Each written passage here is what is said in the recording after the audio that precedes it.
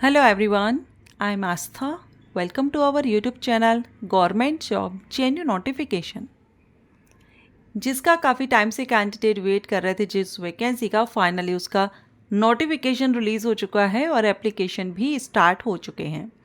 और ये भर्ती है EPFO की।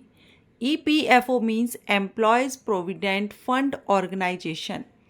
अगर आप इसके बारे में नहीं जानते हैं तो EPFO क्या है, इस पर मैंने वीडियो अपलोड किया हुआ है, लिंक आपको आई बटन पर दे दी है, उसको विजिट कर लीजिएगा। तो यहाँ EPFO में दो अलग अलग पदों के लिए भर्ती नोटिफिकेशन रिलीज़ किया गया है और दोनों ही पोस्ट एनी ग्रेजुएट कैंडिडेट के लिए है, फ्रेशर कैंडिडेट के लिए है।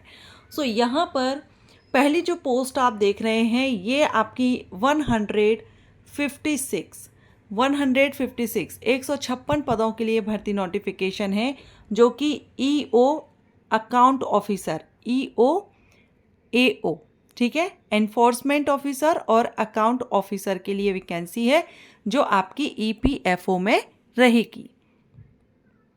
अब इसमें टोटल वैकेंसी कैटेगरीज वाइज आप देख सकते हैं। इन पोस्ट के लिए EO AO पोस्ट के लिए किस कैटेगरी के लिए कितनी वैकेंसीज हैं। PWD कैंडिडेट के लिए भी 9 वैकेंसी यहाँ पर रिजर्व रखी गई हैं। बाकी अगर हम यहाँ पर पे स्केल देखें तो लेवल 8 से आपकी सैलरी रहेगी, पे matrix level 7 as per 7 CPC से। इसमें आपकी एज, अपर एज लिमिट, अगर आप अनरिजर्व्ड EWS कैंडिडेट होंगे तो EO और AO पोस्ट के लिए, ठीक है, EO और AO पोस्ट के लिए अपर एज लिमिट 30 ईयर है। अगर आप OVCS कैंडिडेट हैं तो आपके लिए 33 ईयर है। अगर आप SC ST कैंडिडेट हैं तो 35 साल है।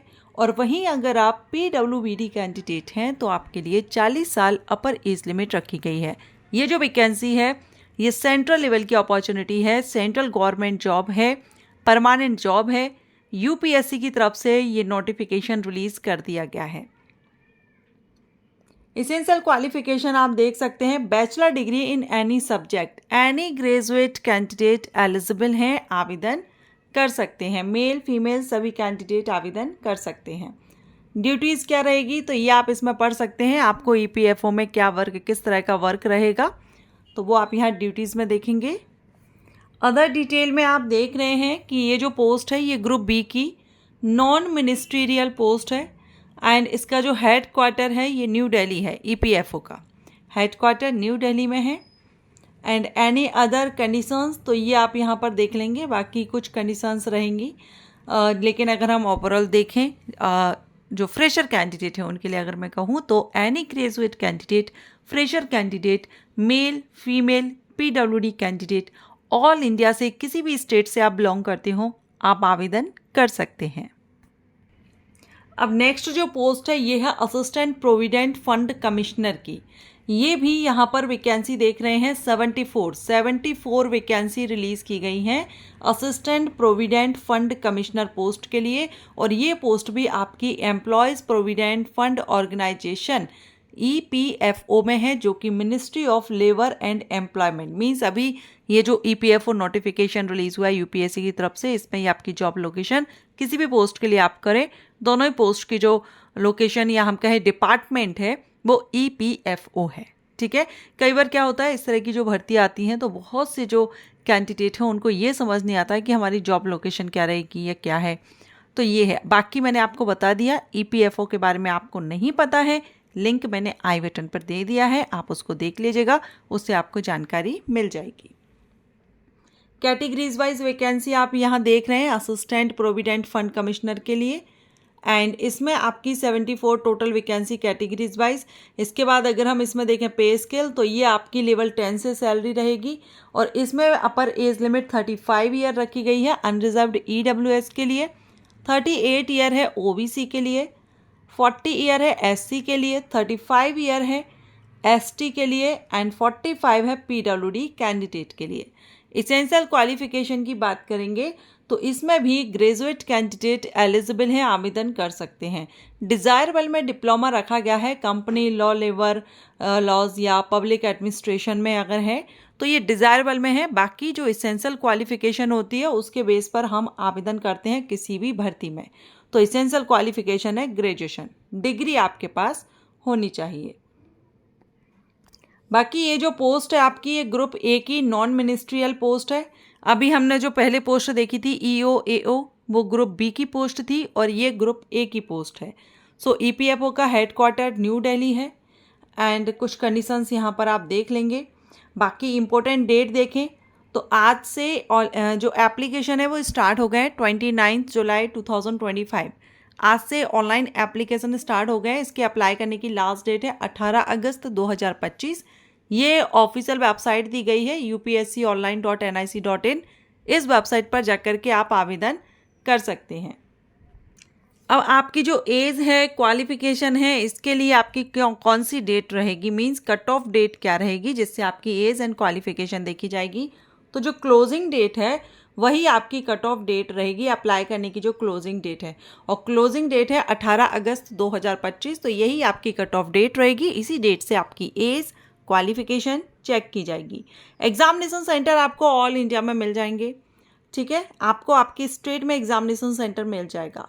अगर आपका सिलेक्शन हो जाता है तो प्रोविजन रहेगा आपका 2 ईयर का प्रोविजन है, और पेन पेपर बेस्ड आपका कंबाइंड रिक्रूटमेंट टेस्ट होगा, CRT। क्योंकि ये 2 अलग अलग पोस्ट है, इनके लिए जो रिटन एग्जामिनेशन है वो कॉमन एग्जाम होगा, मीन्स ये आपका कंबाइंड रिक्रूटमेंट टेस्ट होगा दोनों ही पोस्ट में से, to shortlist the candidate for interview for recruitment to the post of EO AO and assistant public provident commissioner, ठीक है। तो ये दोनों के लिए ही आपका CRT लिया जाएगा, रिटन एग्ज़ाम आपका लिया जाएगा, जिसके बेस पर कैंडिडेट को शॉर्टलिस्ट किया जाएगा अलग अलग पोस्ट के इंटरव्यू के लिए। अब एग्जामिनेशन डेट क्या रहेगी, तो ये आपको अभी नहीं बताया गया है नोटिफिकेशन में, ये आपको UPSC की वेबसाइट पर बाद में इन्फॉर्म किया जाएगा, अपडेट किया जाएगा। तो अपडेट रहेंगे अगर आप इस भर्ती के लिए आवेदन करते हैं। अब जो आपका एग्ज़ाम होगा, रिटन एग्जामिनेशन, ये आपका MCQs टाइप होगा। क्वेश्चन के 4 या 5 ऑप्शन होंगे, जो सही होगा वो आपको टिक करना होगा। नेगेटिव मार्किंग भी रहेगी, गलत आंसर देने पर 1/3 मार्क माइनस किया जाएगा। और जो क्वेश्चन आंसर यानी जो क्वेश्चन पेपर रहेगा आपका, ये हिंदी और इंग्लिश दोनों ही लैंग्वेजेस में एप्लीकेबल होगा। जो भी आपका मीडियम है, आप हिंदी में एग्ज़ाम देना चाह रहे हैं हिंदी में दीजिए, इंग्लिश में देना चाहते हैं इंग्लिश में दीजिए। The test will be of 2 hours duration, 2 घंटे के ड्यूरेशन का आपका ये एग्ज़ाम रहेगा। अगर हम सिलेबस की बात करें तो यहाँ पर आप सिलेबस देख सकते हैं, general English and Indian culture, heritage, freedom movements, development issues and present trends in Indian economy, governance and constitution of India. तो ये आपके टॉपिक्स दिए गए हैं, ये आप यहाँ पर देख लेंगे। ऑल इंडिया में 78 सिटीज़ रहेंगी जहाँ पर ये एग्ज़ामिनेशन कंडक्ट कराया जाएगा। तो ये आप यहाँ पर देख रहे हैं, ये लिस्ट दी गई है 78 सिटीज़ की। तो इनमें से जो भी आपके स्टेट में है, जैसा होता है कि प्रेफरेंस फिल करते हैं, 3 या 5 आपके प्रेफरेंस फिल करेंगे, उसमें से कोई एक एग्ज़ामिनेशन सेंटर आपको मिल जाएगा। अब बात करेंगे एप्लीकेशन फ़ीस की। तो कैंडिडेट जो कि SC ST कैंडिडेट हैं एंड PWD कैंडिडेट हैं, फीमेल कैंडिडेट हैं किसी भी कैटेगरी की, इनके लिए तो यहाँ पर फीस माफ़ रहेगी। बाकी जो अनरिजर्व मेल कैंडिडेट हैं उनके लिए यहाँ एप्लीकेशन फ़ीस पे करनी होगी। जो आप देख रहे हैं, candidates are required to pay fee of ₹25 only either by the remitting the money in any branch of the SBI by cash or by using net banking facility, ठीक है। तो ये यहाँ पर है, those candidate who wish to apply for both the post have to pay ₹50। अगर आप एक पोस्ट के लिए आवेदन कर रहे हैं तो सिर्फ आपको ₹25 पे करनी होगी, और अगर आप दोनों ही पोस्ट के लिए अप्लाई कर रहे हैं तो आपको ₹50 एप्लीकेशन फ़ीस यहाँ पर पे करनी होगी। No fees for SC ST PWD and women candidate, ठीक है। सो अच्छी अपॉर्चुनिटी है, जो भी कैंडिडेट इसमें इंटरेस्टेड हो, ग्रेजुएशन किया हुआ है तो ज़रूर आवेदन करें। UPSC की तरफ से नोटिफिकेशन रिलीज़ हो चुका है, UPSC ऑनलाइन पर जाकर के आप आवेदन कर सकते हैं। ऑनलाइन एप्लीकेशन स्टार्ट हो चुके हैं ऑल इंडिया कैंडिडेट के लिए। अच्छी अपॉर्चुनिटी है फ्रेशर्स के लिए। एंड ये वैकेंसी अपडेट आपको अच्छा लगा हो तो वीडियो को लाइक एंड शेयर कीजिएगा। Thank you.